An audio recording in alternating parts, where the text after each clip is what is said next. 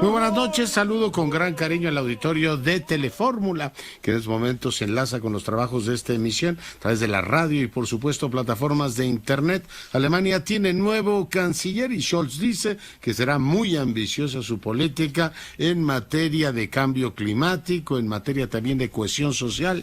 Biden ordena que quiere un gobierno limpio para el 2050. Mañana comienza la cumbre de líderes por la democracia convocada por el gobierno de los Estados Unidos. Por cierto, Estados Unidos actualiza su alerta de viajes a México, pide a sus ciudadanos evitar viajar a nuestro país a menos que tengan vacuna, naturalmente, por el riesgo de contagio. Fíjese que después de que familiares políticos del fiscal general de la República documentaran traspasos por cerca de $8 millones, y bueno, pues siguiese la discusión sobre si puede o no puede, tiene capacidad de endeudamiento o no, en este caso, quien fuera titular de la UIF, el presidente hoy dijo, a ver, tanto el caso de Santiago como el caso de Gertz, pues convendría que se aclarara formalmente. El jefe del Estado. A él le convendría que se aclarara formalmente, y le creo de que fue por créditos, pero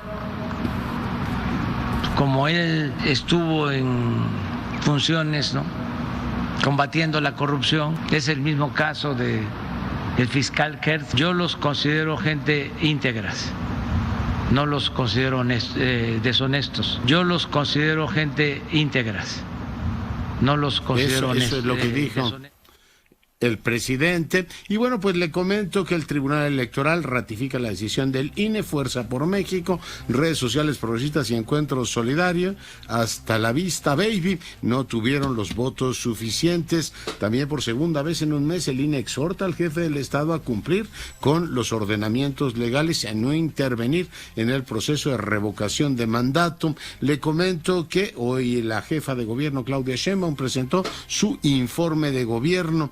También el gobernador de Chiapas, Rutilio Escandón, hizo lo propio. Suspenden, en este caso, de derechos partidistas a Jacob Polevsky. En Estados Unidos, la Arms Control Association nomina al canciller mexicano Marcelo Ebrard como la persona del año. En más información, acuerda el INAI interponer controversia constitucional en contra del acuerdo presidencial que declara las obras de infraestructura como de seguridad nacional. En más temas, quiero decirle que la agencia calificadora Moody's señala que el apoyo gubernamental a Petróleos Mexicanos le va a permitir efectivamente una apreciable reducción de su deuda y mejorar su perfil a Petróleos Mexicanos. Imagínense una ayudadita del fisco de $3,500 millones. El tráfico vehicular en la zona metropolitana del Valle de México y otras ciudades ya tiene niveles previos a la pandemia. No hemos aprendido nada, sigue siendo pues más o menos el mismo desastre y nos espera un diciembre horroroso. Les recuerdo que va a haber alcoholímetros mañana, tarde y noche. Hacemos una breve pausa, regresamos en un instante. Seguimos con la información. Hoy tuvo un respirito nuestra moneda, 21,46, el euro 23,76, la bolsa mexicana de valores 51,000 puntos, la FTSE Viva 1,052, la mezcla mexicana de exportación $67,45. Anoto un tema ya para discusión más amplia, el asunto de la productividad laboral de la economía mexicana, que sigue siendo uno de los temas más importantes y no logramos sacar en este caso, pues del costurero, donde están todos los nudos. Es un tema que desde los 80 lo traemos retrasado y tiene que ver con los salarios, tiene que ver con la desigualdad, tiene que ver con el funcionamiento de la economía, de las horas que trabajamos. El mexicano es uno, según los recuentos que hace la OCDE, uno de los pueblos que más horas trabaja. En la semana trabajamos un montón de horas, sin embargo nuestra productividad es muy baja, o por problemas de sistemas, o por nuestras propias capacidades, o por los problemas que traemos desde el sistema educativo. Pero fíjese, el indicador, último, el que salió hoy, con base a las horas trabajadas, se nos cayó 2%, en este caso, y cuando uno lo lo ubica o lo compara con el trimestre del año anterior, se nos cae 7%. ¿Qué quiere decir la productividad laboral en la economía? Pues que trabajamos muchas horas y producimos poquito. En todo caso, mucho menos que un coreano, mucho menos que un irlandés o un alemán, y como le digo, es un tema pues central para cambiar la trayectoria de este país. Abraham Zamora en el pasado llevó este tema, le dieron mucha fuerza en la administración anterior, no necesariamente hemos conseguido romper esos nudos gordianos que explican, entre otras cosas, por qué las diferencias salariales en México son tan enormes, por qué tenemos un sistema pues de retribución tan extraordinariamente ineficaz, tanto que pues la gente trabaja y a veces no le alcanza para comer y trabaja muchas horas, con lo cual pues traemos ahí un problema, como le digo, particularmente complicado. Hoy se dio a conocer este índice global de productividad y vamos ahora con mi compañera Sara Pablo. Sara, te saludo. ¿Cómo estás, Leonardo? Muy buenas noches. En Tepic, Nayarit, el presidente Andrés Manuel López Obrador reconoció una posible disputa entre el extitular de la Unidad de Inteligencia de Hacienda, Santiago Nieto, y el fiscal Alejandro Gertz Manero, después de que a principios de semana los diarios El Universal y Reforma publicaran en el mismo día en sus 8 columnas notas relacionadas con el patrimonio de ambos. Hoy el Ejecutivo fue cuestionado, incluso con preguntas fuera de micrófono de entrada, criticó lo que llamó el periodismo de filtraciones y aunque en principio negó que se tratara de una guerra entre Nieto y Gertz y atribuyó todo a la misma mafia del poder, o sea, a sus adversarios, al final pues no descartó una posible pelea entre ellos y sugirió que la Secretaría de la Función Pública investigue. Que se haga la investigación sobre lo de Santiago y luego lo del fiscal para el Universal, porque parece que la reforma la trae contra Santiago. Sí, y sí. Puede ser, y el Universal contra el fiscal, así está. Pero de todas maneras, lo que debe de quedar en claro es que nosotros no somos tapadera de nadie.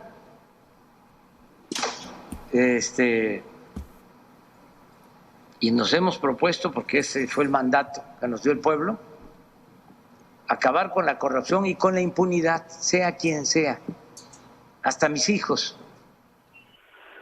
El presidente pues negó que en su momento Santiago Nieto le haya informado que se investigaban las cuentas del fiscal Alejandro Gertz Manero. Así lo respondió. Mi amigo, mi ex amigo, Ilio Ortiz, como lo encontraron allá en la boda de Santiago con $30,000, pues debe estar enojadísimo, ¿no? Contra el fiscal, ¿cómo se llama? Alejandro. Lo de Santiago, la función pública puede hacer la investigación, no creo que haya ningún problema, estaría bien, yo creo que a él le convendría que se aclarara formalmente y le creo de que fue por créditos, pero como él estuvo en funciones, ¿no?, combatiendo la corrupción, es el mismo caso del fiscal Gertz, pero yo los considero gente íntegras, no los considero deshonestos. Pues así las cosas, Leonardo dejó un poco al aire que se investigue, dijo el presidente en la función pública. Ya, oye, pues interesante la conferencia de hoy. Oye, ¿ya dijo a dónde va a ir el exgobernador de Nayarit? No ha señalado. De hecho, la semana pasada, si no mal recuerdo, dijo el presidente que ya estaba prácticamente por proponer algunos cargos diplomáticos. Sin embargo, bueno, pues todavía no lo ha hecho y dijo que en esos cargos se incluirían algunos ex gobernadores. Que estaba pendiente el de Nayarit, Echevarría se llamaba, ¿no? Y está también, creo que Bonilla y algunos más que el presidente a lo largo de sus viajes ha venido efectivamente prometiendo. Pero bueno, igual incluye no solamente cargos en la representación externa, sino a lo mejor movimientos en el gabinete, ¿no? Pues sí puede ser, aunque hace también un par de días le preguntaron si se esperaban más cambios, luego de los movimientos que hizo en el ISSSTE y en la banca de desarrollo, y dijo el presidente que ya no se esperaban cambios a menos de que pasara algo.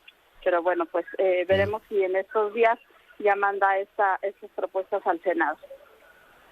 Ya, además ya viste que desde la jornada le estaban mandando recados, ¿no? De que quieren cambio, no sé bien en qué secretaría, aunque imagino que está por allá por el periférico sur. Mi querida Sara, muchas gracias. A tus órdenes, Leonardo, buenas noches. Bueno, pues dice el presidente, está enojado Ili. Pues yo creo que Ili acreditó claramente, declaró los $35,000 y al llegar ahí pues hubo esta confusión y bueno, son $35,000. Hoy el propio periódico publica que la familia política de Gertz Manero y dice que pues hizo transferencias por $8 millones, de 35,000 a $8 millones, le corre el taxímetro, pero en serio, así es que sí sería bueno que la misma, digamos, rigidez con la que se refieren a los críticos o en este caso al directivo, el presidente de un periódico, pues se les pida también cuentas a los propios colaboradores, ex colaboradores o integrantes del, en este caso, un órgano autónomo. No me extiendo en el asunto, el propio presidente ya lo dijo, les conviene a todos explicar el origen de estas fortunas. En cualquier caso, lo que queda claro es que no viven como el resto de los mortales, ¿eh? Cuando el presidente habla de la mafia, del poder y todo lo demás, y cómo vivían y la opulencia, cómo le llama la faramaya, no me acuerdo cómo se refiere a todo eso, pues decir, señor presidente, pues los que colaboraron con usted, estrecheces no pasaban, ¿eh? Ciertamente un estilo de vida muy por encima de lo que el resto de los mortales, incluso cuando dice, no puedo permitir que ganen más de 100,000 pesos, pues hay que ver con 100,000 pesos las maravillas que hacen. Bueno, dejo ese tema y saludo ahora al doctor Guillermo Valdés, socio de GEI, coordinador del estudio, el reporte de gobernabilidad con datos a diciembre. Mi querido doctor, ¿cómo estás? Muy bien, Leonardo, muy buenas noches, un placer estar contigo. Oye, déjame empezar por el texto que hoy te leía. Al INE no le ha ido mal, ¿no? En la evaluación, en la medición que tienes de la opinión pública. Cuenta. Sí, mira, resulta que en la medición esta que hicimos GEA-ISA, que venimos haciendo desde hace 23 años cada trimestre, nos salen unos datos realmente sorprendentes al nivel del respaldo que la gente le da al INE. Normalmente el nivel de aprobación, por ejemplo, si el INE desempeña sus funciones adecuadamente, si garantiza la imparcialidad de las elecciones, la aprobación de los consejeros, normalmente andan en alrededor del 48%, pero pues ahora nos dieron con alrededor de 70% de aprobación a INE y a los consejeros. En concreto, la labor de los consejeros está en 72% de aprobación contra 20% de desaprobación. O sea, es un nivel muy elevado. En el mismo sentido, la imparcialidad de que el INE cumple su función adecuadamente, 73%. Y, o sea, hay un respaldo social que creció en este trimestre que tiene que ver un poco con pues mucho de la presencia del INE en medios. Tiene una campaña muy positiva de el INE me une, en contraste con el discurso y toda la polarización social que vemos, y también pues yo creo que en parte en reacción de la gente contra las descalificaciones y los ataques contra la institución y en lo personal que sufrió Lorenzo Córdoba cuando fue a la Cámara de Diputados y lo tundieron duro los diputados de Morena, ¿no? Entonces, si fueron los comentarios... Que le dijeron, John, sí, no sea usted igualado. Sí. Entonces, sí, creo que eso, además, mucha gente, Guillermo, dice, oiga, gana Morena, les organizan las elecciones a presidente de Morena, digo, Mario Delgado está ahí por el INE, después pues les piden que verifiquen la lucha anticorrupción y señalan los problemas que tuvo Salgado Macedonio, y aunque gana Morena, le siguen pegando al INE. Yo creo que la gente pues le cae muy bien este gobierno, pero sí siente que con el INE se le pasa la mano. Así es, sí, porque mira, A la hora que vimos estos datos, por ejemplo, lo de que usted cree que el INE garantizó la imparcialidad en las elecciones de junio, 71% dijo que sí. Y si cruzamos este dato con, o sea, ese 71% que dice que el INE se está desempeñando bien sus funciones y que garantizó la imparcialidad en el proceso electoral de junio, o sea, ese 71% de qué filiación partidista es, fíjate, son 83% de gente que se identifica con Morena o con el PT o con el Verde, dicen que el INE sí garantiza la imparcialidad. De los de oposición, 59%, y eran 40 hace 3 meses, o sea que aumentaron 20 puntos los votantes o los simpatizantes de la oposición, y sobre todo en el sector de gente apartidista. El 28% en septiembre decía que el INE había garantizado la imparcialidad. Ahora, 65% de los votantes sin partido, independientes, aprueban al INE. Entonces, en realidad hay un movimiento muy importante de la gente para proteger, respaldar y hacer valer o expresar la enorme legitimidad social que tiene el INE. Yo creo que es muy interesante eso. Oye, preguntarte, en la última medición decíamos que el presidente de maravilla, el país no tanto. ¿Cómo está la evaluación del presidente y cómo está el rumbo del país, Guillermo? Sí, pues mira, nosotros discutamos de las encuestas que traen al presidente muy arriba, porque a nosotros se nos mantuvo el nivel de aprobación en 54%, exactamente el mismo porcentaje que hace 3 meses, y la desaprobación en 40%. Déjame, antes de pasar a lo del rumbo, porque hicimos esta vez por primera ocasión una pregunta a los que dijeron aprobamos al presidente, les preguntamos, ¿y cuáles son las razones por las que ustedes aprueban al presidente? Y el 33% nos dijo porque tiene muy buenas intenciones.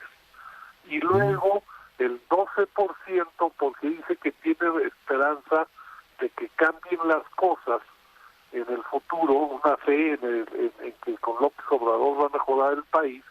Y otro 12%, ya vas a la mitad. Sí, que se identifica con él.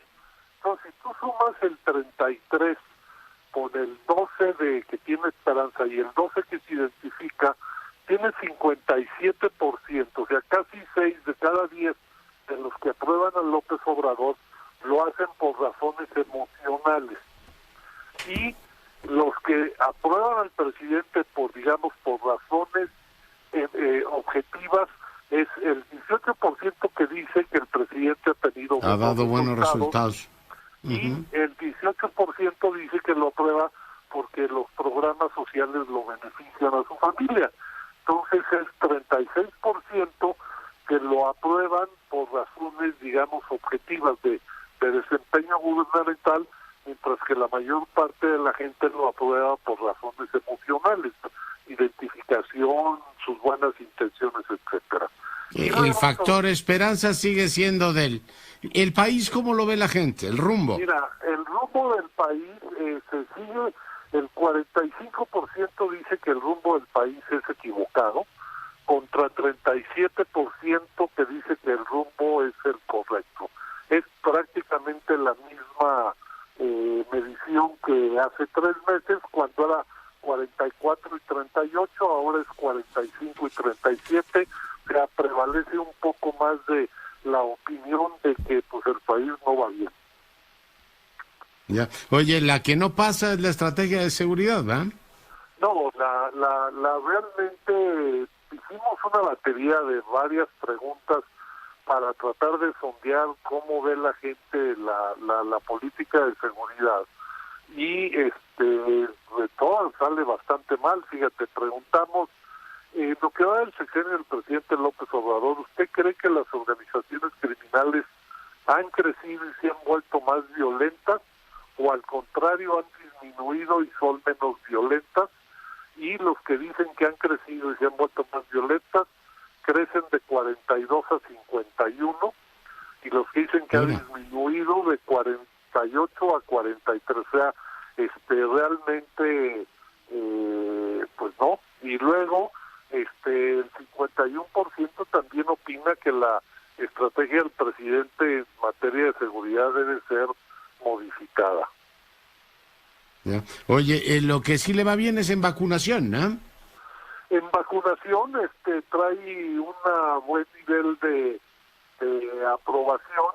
Las acciones del gobierno federal para controlar la pandemia son aprobadas por el 57% de la población contra una desaprobación del 35%, y sobre todo porque como ya la tercera ola pasó desde septiembre y octubre y noviembre, tuvimos datos muy bajos de contagios y de muertes, el 61% de la población opina que la pandemia está controlada, contra solo 30% que dice que está fuera de control.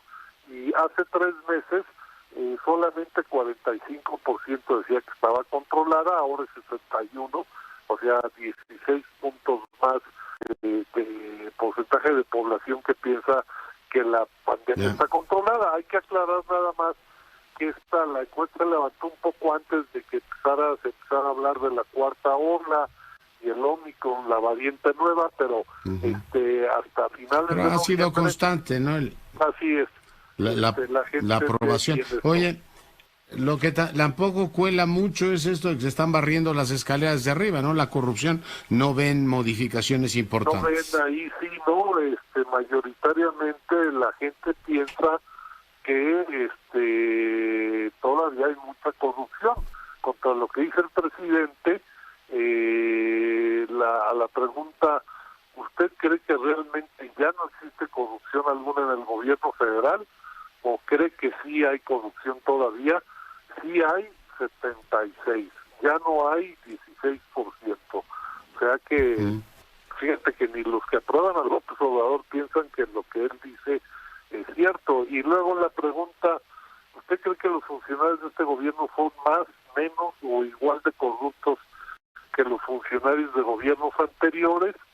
Más corruptos 20%, menos corruptos 23%, igual 54%. Entonces, pues se mantiene eso. Oye, Oye, ya está todo el mundo futureando, ya me diste para el 24, ¿no? Veo que a Marcelo Ebrard no le va mal respecto a Claudia Sheinbaum. No, fíjate que, a ver, mira, el dato, así, hicimos la pregunta directa a población abierta y ¿cuál quiere usted que sea el candidato de Morena a la presidencia? Marcelo Ebrard, 28%, Claudia Sheinbaum, 22%, Monreal, 7%, otros 4%, y todavía 39% no tiene idea. Pero luego, si haces la pregunta nada más a quienes son simpatizantes de Morena y del Partido Verde y del Trabajo, que son la coalición oficial, la ventaja de Marcelo se amplía, porque llega a 47% de preferencias entre ese segmento contra 32% de Claudia Sheinbaum. O sea, le saca 15 puntos Marcelo a la jefa del gobierno entre simpatizantes de la coalición oficial. Ya, oye, pues muy interesante como siempre. Te agradezco mucho, Guillermo, que hayas estado esta noche con nosotros. Al contrario, muy buenas noches, Leonardo, y es un placer. Saludos. Platicar contigo.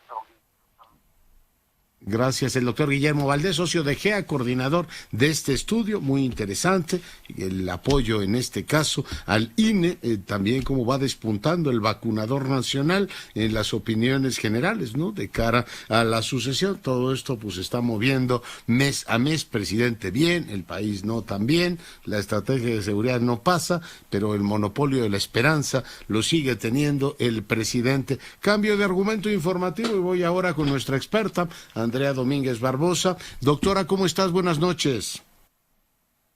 Muy buenas noches, Leonardo. Te saludo con el gusto de siempre. Y en esta ocasión, para platicar un poquito de algunas inquietudes que me han estado consultando también y que creo que es importante aclarar. Bueno, relacionado a Omicron, obviamente salieron los resultados que temíamos.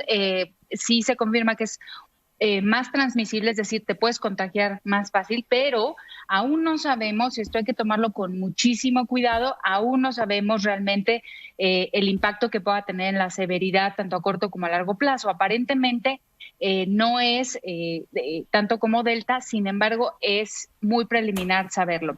Y lo importante en este sentido es que vienen próximamente, lo que tenemos que esperar es ver cómo se comportan Omicron en el ambiente junto con Delta, porque hasta ahorita sigue siendo prevalente Delta en gran parte del mundo. Y bueno, de ahí me paso, Leonardo, a un estudio que se publicó en The Lancet justo el 2 de diciembre, y esto, sobre todo en el marco, lo digo, en el contexto de que iniciamos vacunación aquí en México, tercera dosis de refuerzo, pero lo informaba Clark, que solo vamos a dar hasta ahorita AstraZeneca. Y pues hay muchas inquietudes en el ambiente, ¿no? ¿Por qué AstraZeneca si en gran parte del mundo lo que se está otorgando como dosis de refuerzo puede ser Pfizer o Moderna, también derivado de un estudio que salió en agosto de este año? Entonces, ¿qué sabemos hasta ahorita? Lancet publica este estudio que está basado justamente, hicieron una cosa, científicamente es algo muy bonito, en donde involucraron no solo a Pfizer, Moderna, sino involucraron también a AstraZeneca, a Janssen, a CureVac y a la vacuna Valneva, que es aquel shot francés que también petularon mucho los franceses al respecto. ¿Y qué encontraron? Bueno, encontraron que en aquellas personas que recibieron un esquema completo de AstraZeneca, primera y segunda dosis, o que recibieron también aquellas que recibieron completo un esquema de Pfizer, un boost de cualquiera de estas mencionadas otorga realmente un incremento en los anticuerpos neutralizantes que nos ayudan a prevenir una infección. Hasta ahorita, predominantemente las vacunas que circulan. Valneva es la única que justamente no pudo otorgar resultados tan fehacientes como las otras vacunas que acabo de mencionar. Sin embargo, esto lo que otorga, Leonardo, es una amplitud en el espectro, sobre todo en países en donde todavía no hay o hay un acortamiento en la disponibilidad de las vacunas, más aparte de aquellos que no se quieren vacunar, ¿no? ¿Cómo ves? Uh-huh. Muy interesante. En África, bueno, y por supuesto en muchos países en África hay pocas vacunas y en muchos países europeos sigue habiendo resistencias. Entonces, pues, para el refuerzo, el cóctel o la combinación es recomendada. Para el refuerzo, si tú recibiste, hablo de nuestro país, que hay 9 plataformas disponibles. Si recibiste Pfizer, adelante si te toca el boost de AstraZeneca, de acuerdo a este estudio, o te puedes poner también Pfizer. Si recibiste AstraZeneca, te puedes poner la tercera de AstraZeneca, o bien también te puedes poner, de acuerdo al estudio de agosto, la de Pfizer. Entonces, no teman, aquí lo importante es que se sigan cuidando, que no bajemos la guardia ahorita en estas fiestas, Leonardo, y que por supuesto estemos atentos a justamente el surgimiento de nuevas variantes, porque mayor hospitalización pues está relacionada también a mayor número de muertes, y eso hasta ahorita pues no lo sabemos con certeza con Omicron y Delta circulando en el ambiente, ¿no? Muy bien, pues tomamos nota, Andrea, mil gracias. Que estén muy bien, cuídense mucho.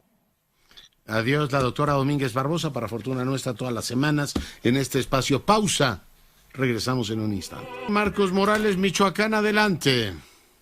Hola, ¿qué tal, Leonardo? Muy buenas noches. En esta ocasión para informarles que en la costa sierra michoacana, el municipio de Chinicuila, una célula delictiva identificada como parte del cártel Jalisco Nueva Generación, irrumpió esta madrugada, primeramente con armas largas, y disparó en contra de varios domicilios. Posteriormente también habrían utilizado drones con explosivos para detonar cerca de las viviendas. A raíz de esta situación, primeramente la Guardia Comunal les hizo frente, sin embargo fueron superados en armamento y también en número. Posteriormente la Guardia Nacional arribó en apoyo y se tiroteó con los delincuentes, lo que los hizo finalmente escapar. Ya posteriormente las autoridades informaron que no hay reporte de personas lesionadas ni tampoco fallecidas a raíz de estas agresiones. Cerca del mediodía arribó un convoy de elementos del Ejército Mexicano, más Guardia Nacional y de la Policía Michoacán, mismos que han tomado el control de la seguridad del municipio para evitar más atentados como estos. Leonardo, es la información desde Michoacán.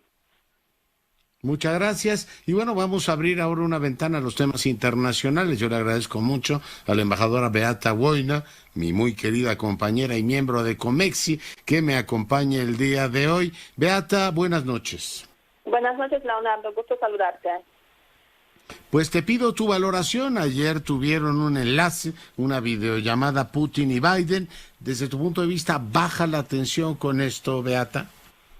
Yo creo que sí, ligeramente sí. Es muy importante esta cumbre que se celebró justamente ayer, cumbre virtual, que permitió pues a Biden transmitirle claramente a Putin que si en caso de que se atreva a intervenir en Ucrania, enviar el ejército a Ucrania, pues eso tendría consecuencias fuertes para Rusia desde el punto de vista económico. Se prevén sanciones económicas y obviamente desde el punto de vista político, pues una acción conjunta de Estados Unidos con los países aliados de la Alianza Atlántica en contra de Rusia. O sea, yo creo que el mensaje fue claro, contundente, y queda por ver realmente si Putin lo tomará en consideración, porque la verdad es que no tenemos muy claro cuál es el objetivo de Putin al concentrar gran cantidad de las tropas rusas cerca de las fronteras de Rusia y Ucrania. Si realmente una intervención, solamente asustar y obligar al Occidente a que se siente a hablar, o pues generar otro tipo, digamos, de reacciones en el contexto de Ucrania y del Occidente. Sí. Oye, pues hay que ver, por supuesto, las capacidades que tiene Rusia. Estamos hablando de cerca de 100,000 soldados. En algunas notas se habló hasta de 124,000, y cuando los mueves a esa zona, pues no es precisamente con propósitos amistosos. Pero una de las preguntas es qué tan grande o profunda es la chequera de Putin, porque desde el punto de vista económico tampoco puede apostar Rusia, imagino yo, a conflictos demasiado largos o a conflictos con, digamos, en este caso, rivales del tamaño de Estados Unidos y la OTAN, mi querida Beata. Sí, eso no cabe duda que Putin tiene capacidad de intervenir en Ucrania, desestabilizar. De hecho, desde el año 2014, cuando Rusia ocupó y anexó Crimea, y tenemos en Ucrania pues una guerra civil en la parte oriental de Ucrania, en la zona de Donbass, que está promovida y alimentada por Rusia. Ahora bien, efectivamente, pues tampoco es un país que tiene una capacidad de confrontación directa ahora y entrada en una guerra, incluso que seguramente ocurriría en caso de que Rusia interviniera o intentara ocupar una parte mayor de Ucrania. ¿Por qué? En primer lugar, porque el ejército ucraniano de hoy no es el mismo ejército que hace 6-7 años, en 2014, cuando hubo intervención en Crimea. Ya es un ejército mucho más preparado. De hecho, durante esos años ha fluido una asistencia militar importante desde los Estados Unidos a Ucrania, que se calcula más o menos alrededor de 2.400 millones de dólares en asistencia militar, que ha sido destinada precisamente para mejorar el armamento y modernizar el ejército ucraniano. Entonces, por una parte, pues hay que tomar ese factor en consideración. Y por otra parte, pues la economía de Rusia pues también es una economía que ha sufrido que está sufriendo problemas desde hace pues varios años a raíz de las sanciones, por una parte, que se impusieron a partir de 2014, pero también en el contexto de COVID, pues todas las economías de todos los países han sufrido graves crisis económicas, y la economía rusa tampoco está exenta en ese contexto. Así que sí, a eso... Y está creciendo por los pelos al 4%, ¿no? Y se espera que el año próximo crezca, si le va bien, al 3%. No es lo que se diría un desempeño brillante. Yo imagino que meterte una guerra larga no es, en todo caso, la variable económica siempre hay que considerarla, pero la mejor idea, Beata. No es, o sea, ese crecimiento pues obviamente no es suficiente para este país, para un país como Rusia, y en ese sentido efectivamente una guerra pues podría generar problemas adicionales, aunque bueno, hay muchos que consideran que una guerra pues es un motor para el crecimiento económico en algunas circunstancias. Pero no olvidemos que una guerra estaría acompañada con fuertes sanciones de parte del Occidente, y eso es lo que transmitió básicamente el presidente Biden a Putin en esa conversación de ayer, diciendo que se se iniciarían las sanciones que no se han realizado en el año 2014 en el contexto de Crimea. ¿Cuáles sanciones serían? No nos queda claro porque ahí la administración americana no ha sido tan explícita, pero pues básicamente irían en dos direcciones probablemente. Por una parte, cortar las relaciones con el sistema bancario entre Rusia y el Occidente, lo cual sí tendría consecuencias muy fuertes para pues las finanzas de Rusia. Y por otra parte, el tema de la energía, ¿no? También se ha hablado, y eso el nuevo gobierno alemán, pues ya desde hoy tenemos el nuevo gobierno alemán con Olaf Scholz, ha mencionado que no se descartaría obviamente pues impedir que se termine la construcción del gasoducto Nord Stream, que sería pues un golpe bastante fuerte a Rusia, e incluso pues sanciones del tema energético, ya que sabemos que Rusia y Unión Europea pues tienen una relación energética muy importante. Afectaría a Europa, no cabe duda, pero más incluso podría afectar a Rusia. Oye, finalmente te pregunto, mañana arranca la cumbre esta por la democracia que ha convocado Estados Unidos. ¿Tienes expectativas altas, moderadas o bajas de la misma? Mira, es una cumbre virtual, lo cual siempre, pues en esos contextos, quita un poco, digamos, el contenido, pero sobre todo esa posibilidad de interacción. Van a participar más de 110 países con sus representantes de más alto nivel. En este sentido, yo creo que es un mensaje claro al mundo y a los que no han sido invitados. Bastantes ausencias significativas, como el caso, por ejemplo, de Turquía. Hungría, por ejemplo. Hungría, que es un país de la Unión Europea, no fue invitada a esta cumbre. Por otra parte, presencias que pueden enfadar a algunos, el caso de Taiwán, que va a participar en esta cumbre.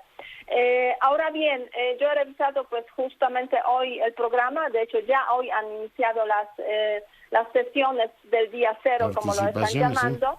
Así es, con participaciones sobre los temas relacionados con, sobre todo, libertad de los medios de comunicación, el tema de las mujeres, el Internet y, digamos, el papel de Internet en el contexto de la democracia y también el asunto en general tecnológico y la democracia.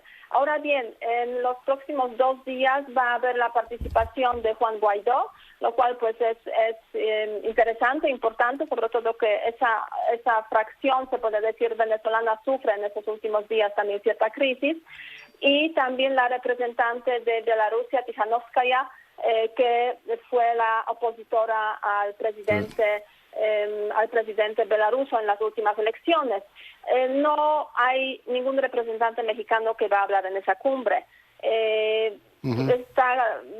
Hay predominio claro de los representantes de los países que sí destacan en el contexto de la democracia, como Suecia, Finlandia, Países Bajos, o sea, en general los nórdicos, se podría decir, están ahí, y Nueva Zelanda también muy presente.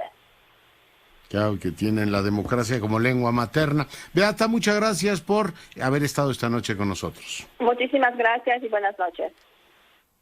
Y bueno, pues pendientísimos estamos de esta cumbre que arranca efectivamente mañana. ¿Se acuerda del caso de la Universidad de las Américas Puebla? No lo olvidamos, y yo le agradezco mucho a la rectora interina de esa casa, Cecilia Anaya, que nos cuente cuál es la situación que tiene. Había exhortos judiciales, ¿en qué va su cumplimiento? Rectora, bienvenida. ¿Qué tal, Leonardo? ¿Cómo está? Pues aquí con la noticia de que el día de ayer se entregó el exhorto proveniente del juez 24 de lo civil del Tribunal Superior de Justicia de la Ciudad de México a las autoridades judiciales del Estado de Puebla y a las autoridades de Cholula para realizar diligente y oportunamente las acciones necesarias para que se restituya el campus y sus instalaciones al apoderado de la administración legítima de la universidad. Este exhorto confirma que el único patronato legal es el encabezado por la señora Margarita Jenkins de Landa, y estamos pues en espera de que esto ocurra de forma inmediata, dado que se remueven las medidas cautelares y podemos volver a tener nuestras instalaciones sin excusas ni pretextos. ¿Cómo la ven? Porque sí ha habido una dilación enorme, ¿no? Más lentos que, bueno, pues el caballo del malo, como dicen por ahí. Sí, pues ha sido un proceso lento desde el 29 de junio que se dio la toma, y aun cuando se han seguido todos los cauces y los procesos bajo el Estado de Derecho, con base en nuestros valores universitarios, pues todo esto ha llevado más tiempo del esperado, y sí, ya estamos pues muy entusiasmados que esto se resuelva para poder volver a entrar a nuestras instalaciones, tanto los estudiantes... Porque recuérdele al auditorio cuántos estudiantes están siendo afectados. Pues tenemos alrededor de 10,000 estudiantes y sus familias, además de 2,000 miembros de la comunidad universitaria, que trabajamos diariamente en la institución y que pues nos hemos visto afectados directamente por estas acciones ilegales. Pues así estamos. Rector, ¿algún apunte más? Pues esperemos que la vida universitaria, aun cuando no se ha detenido, ¿verdad?, pues se pueda dinamizar aún más con esta posibilidad del regreso a las actividades académicas y administrativas de manera presencial.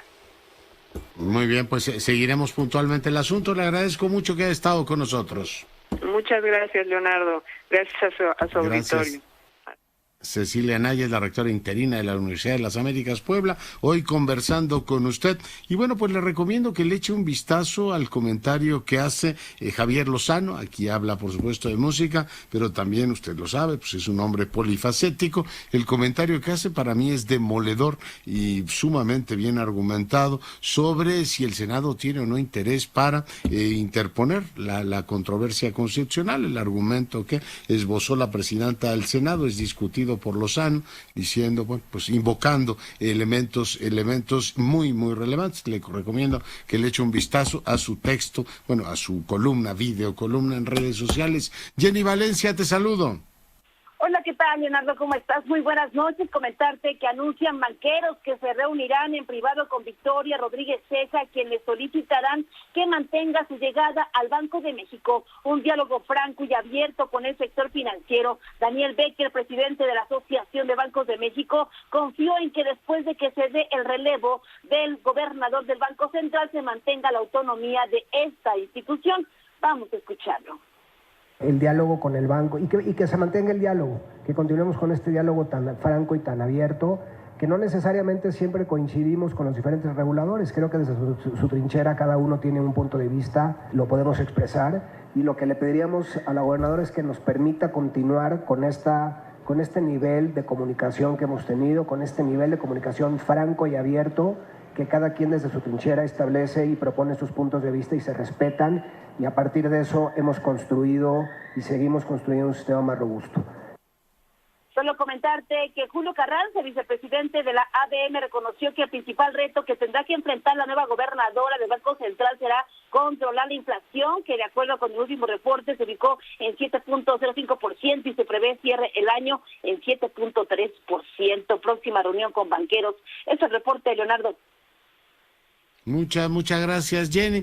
Y bueno, pues es por supuesto un tema muy relevante que planteó el Tribunal Electoral del Poder Judicial de la Federación. Creo que pues después de una serie de argumentos, ayer platicamos con Benito Nasif sobre el particular, finalmente dice con toda claridad el tribunal, a ver, esto de que tuvieron menos tiempo, que la pandemia, etcétera, no procede, y con esto le cantan las golondrinas, literalmente, a estos tres partidos que tuvieron pues un intento de resurrección, uno el del PES, el de Encuentro Social, que bueno, pues sigue teniendo un gobierno, el gobierno directamente de Morelos, que es de ellos. Está el tema de las redes sociales progresistas, quería retornar de la mano pues de la gente cercana a la profesora Elbester Gordillo, y luego pues partido, Fuerza Ciudadana, que volvía por el partido de Pedro Aces, muy ligado también a la 4T, el sindicalismo más cercano a esta administración, tampoco logró los votos necesarios. Todo se concentró en